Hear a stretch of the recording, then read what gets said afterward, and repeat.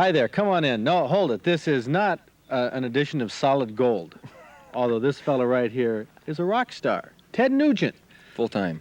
Full-time rock star? Oh, come on. Just full-time Ted Nugent. Full-time Ted Nugent, that's right, because this guy likes to hunt and fish probably more than 99% of the people who take out licenses in this state. To put it mildly. To put it mildly, Yeah, that's right. No one will ever understand the involvement that my life has in the out-of-doors, man. I dig it. This is my world out here, you know.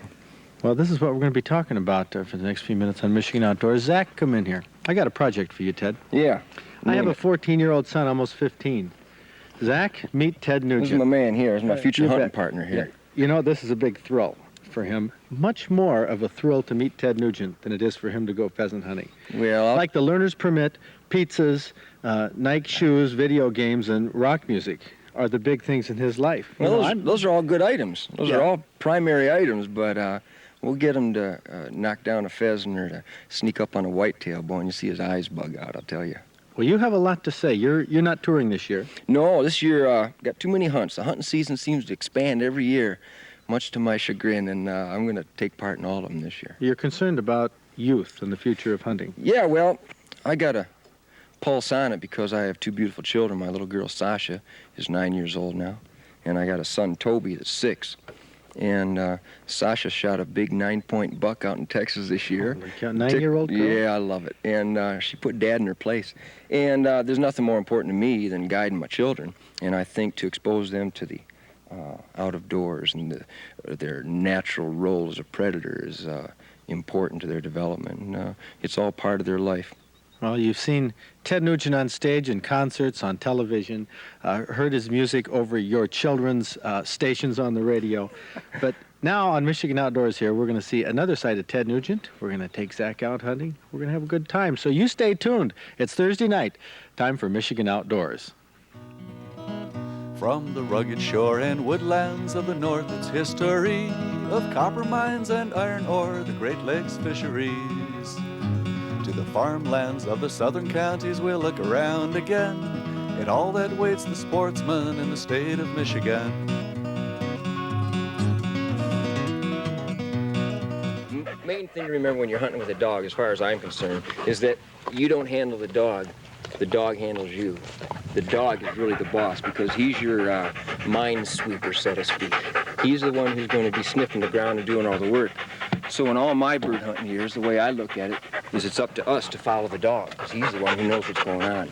Now, if I see a specific piece of cover that I think looks real birdy, and if the dog is heading to a far piece, I will control him with hand signals and whistles.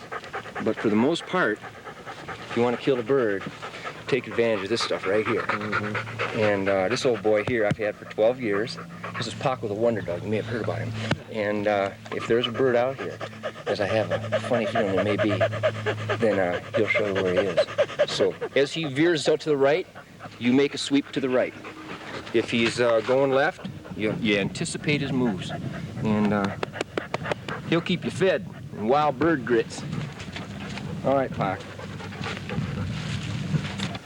Well, Ted, Zach is almost 15 years old.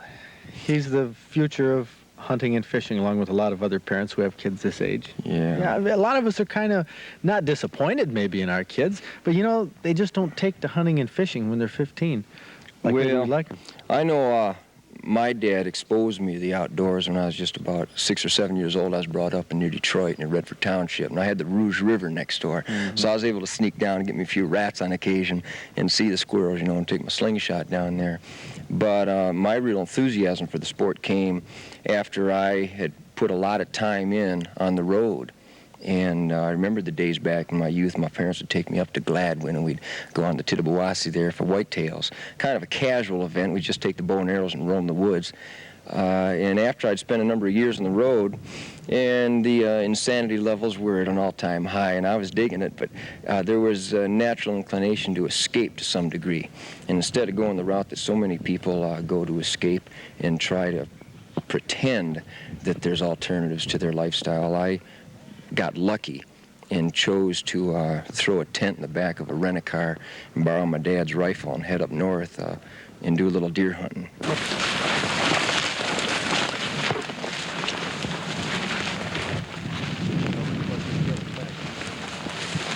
on it.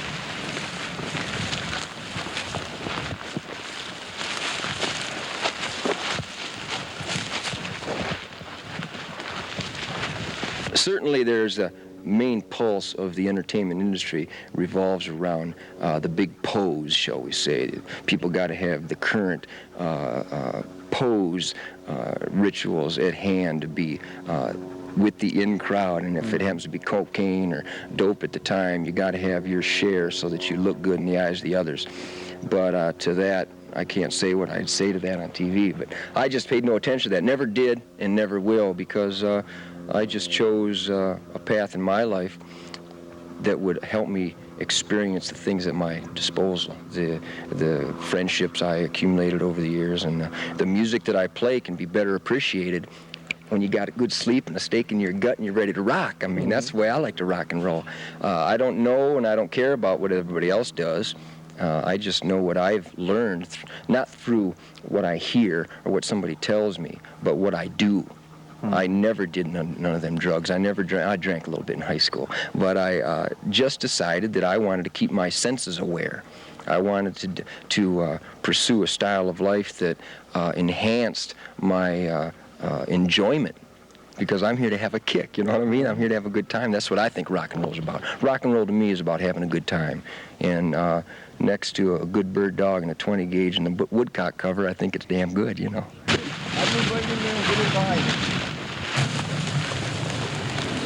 He's acting real birdie.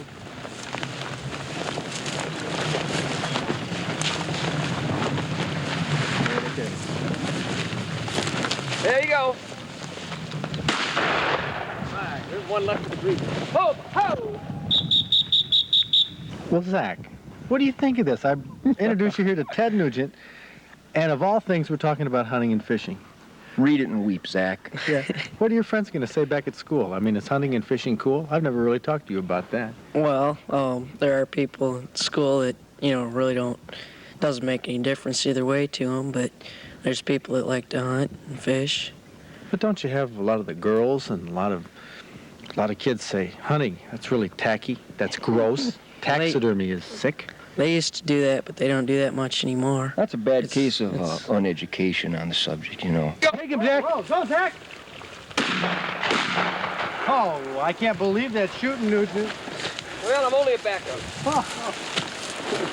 Did you get that, O.J.? Let the dog come in now. I think I had it lined up, too. And I think mostly on the part of many people that are grossly uneducated on the biologically sound pursuit of hunting. They find that it's, you say, tacky. They find that it's cool to criticize it. But if you get them out there and get them a first-hand experience at it, they'll jump on it because it's a kick. What do you think about that, Zach? What do you think about hunting? You're here with the hat on and the gun in your hand and the pheasant. It's pretty exciting. Is it? It's a kick when they're getting ready to go up, isn't it? Yeah, it sure is. What do you think your friend? Zach couldn't have spent a more exciting day than he spent hunting with one of the world's most popular and successful rock musicians. Ted Nugent has a lot to say to young people about wildlife and hunting, as you'll hear, because he'll be joining us more often this year on Michigan Outdoors.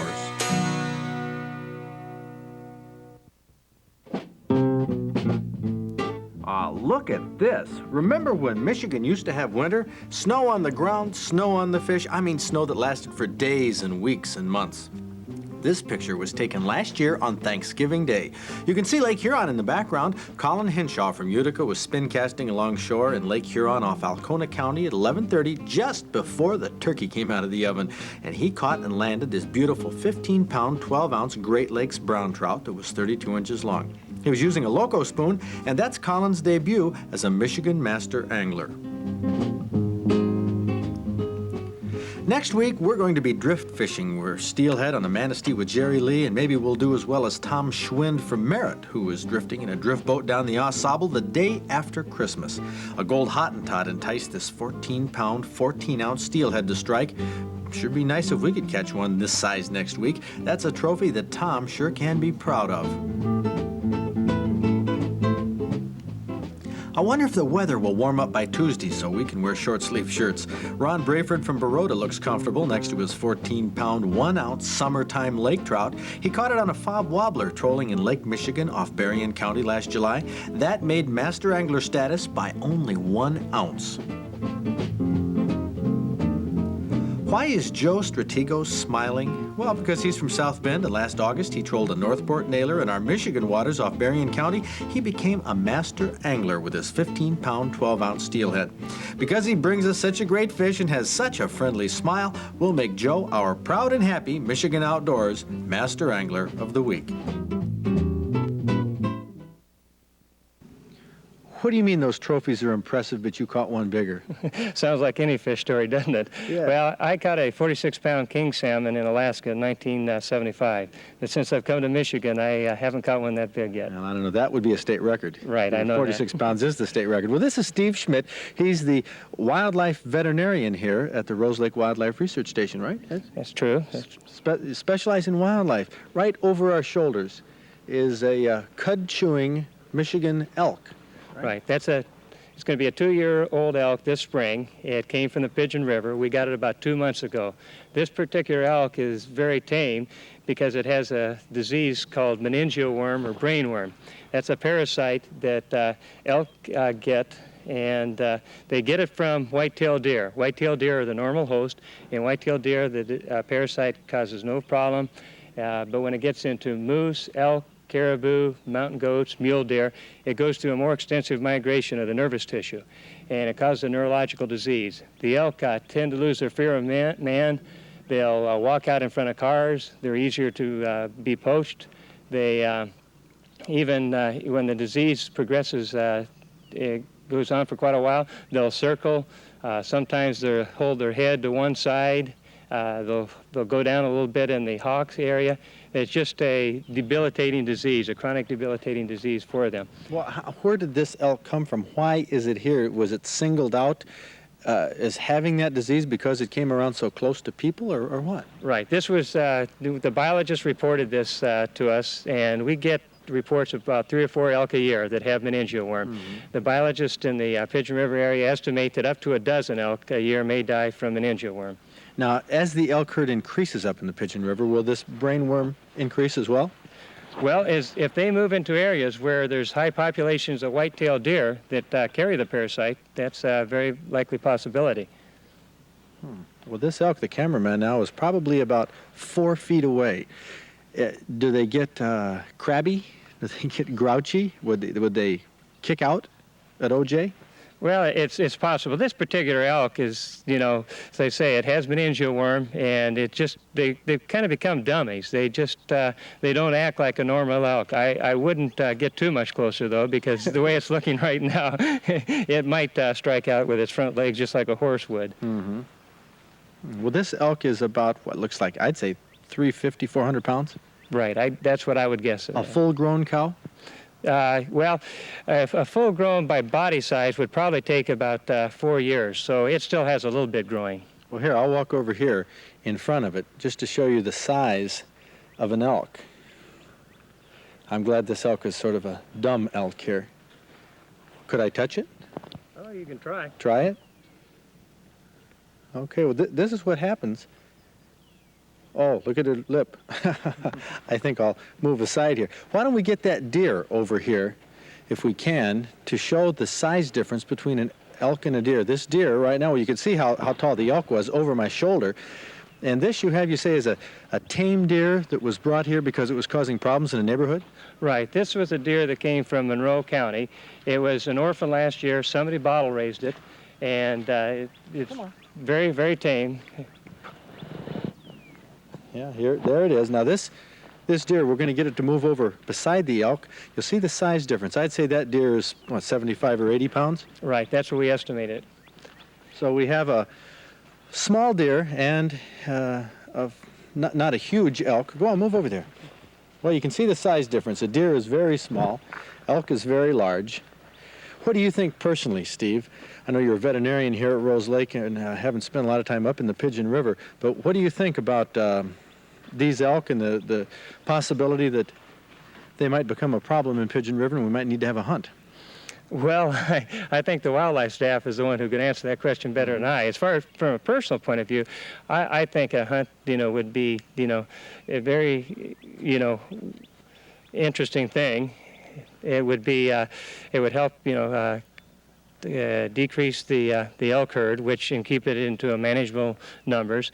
It from a disease aspect, if you more and more elk, move into areas where white-tailed deer, you're going to have more chances of meningeal worm. And a hunt would help that. Plus, also, I think just letting hunters in Michigan who would not be able to go out west, giving them the opportunity to hunt elk in their home state, that would be the biggest plus for having an elk season. Okay, well, thank you. Steve Schmidt, veterinarian here, and we have this Michigan elk, not quite full-grown, not the size of a bull, but this has brainworm, and this is one of the problems that you have with wildlife populations, one of the diseases. Well, that wraps up our wildlife sketch. And now for the mouth-watering part of Michigan Outdoors, and this is really mouth-watering right here. How does this look to you, Ed? Why, that looks awful good, Fred. You know what it is? Well, it looks like barbecue ribs. Barbecue ribs. Venison ribs, of course. Ribs. This was brought to us here by Jack Sanborn. And Jack is the president of the Michigan Bow Hunters. You try that second, Ed. See what that tastes like. We're going to surprise you with this recipe. Jack, you're the president of the Michigan Bow Hunters Association. We were at a meeting talking about the Bow Hunters Rendezvous that we're going to have up at Houghton Lake. Michigan Outdoors and the Bow Hunters are going together on this year. That's going to be the 13th and 14th of August. Right? Right. You served a dinner there of these ribs. Everybody there liked them. What about you, Ed? Well, I'll tell you, my mom makes good ribs, but those are the best ribs I've ever had. What kind of barbecue sauce do you think that was? Well, I don't know. I don't know. Is it homemade or out of a can? Homemade? Look at this. When Jack Sanborn said, this is the barbecue sauce, nobody could believe it. Coke and ketchup? Can you believe that? No, I don't believe it. Jack, give us a lowdown here on how this was made, because we'll show you. It's a very simple recipe. Tastes scrumptious. What do we start with? Okay, Fred, first we start with our ribs. Okay. These have been boiled? These have been boiled. The purpose of boiling the venison ribs is to get the tallow out of them. You have to boil the tallow. If you don't get the tallow out, they have a taste. Yeah, it tastes kind of gummy. So these are pre-boiled, so what we're going to do is add about 1.5 cups of ketchup? Ketchup. Right to the ribs. Get this. This is an incredible recipe. Is that about 1.5 cups? That's about 1.5 cups, Fred. Okay. And? Add a bottle of Coke. Bottle of Coke.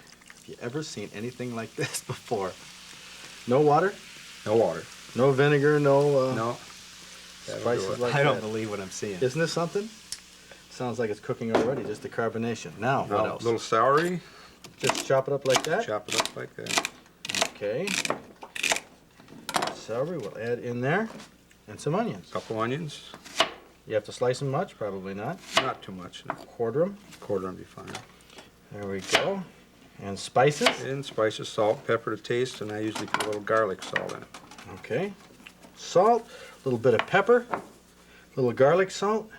That's it? That's Bake. all there is in there? Put the lid on it? Bake about 375 for about an hour until they're falling off the bones. And this is what they taste like.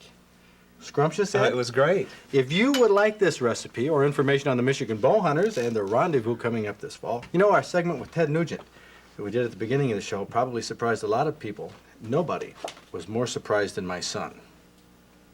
Would you have thought that, Zach, that Ted Nugent Well, such a hunter? I knew he was somewhat of a hunter, but I wasn't aware of this much.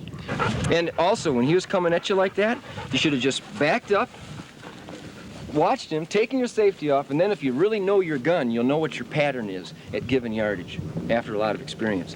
Then when you know that bird's in the pattern range because he was pushed by the dog, you let him go back beyond you. Then you mount your gun. I was that fumbling around. Yeah, I trying mean, to what get was back. this? Hold on, let's hear the experience. I was Huh? I was fumbling around trying to pull a hammer It's a back. Yeah. it's a famous malady. It's called Yeah. shimmy shimmy cocoa pop when I should have announced that boogie bop. Is that what That's what called? happens. It's an old Remington lick. Yeah. Well, we got another bird out.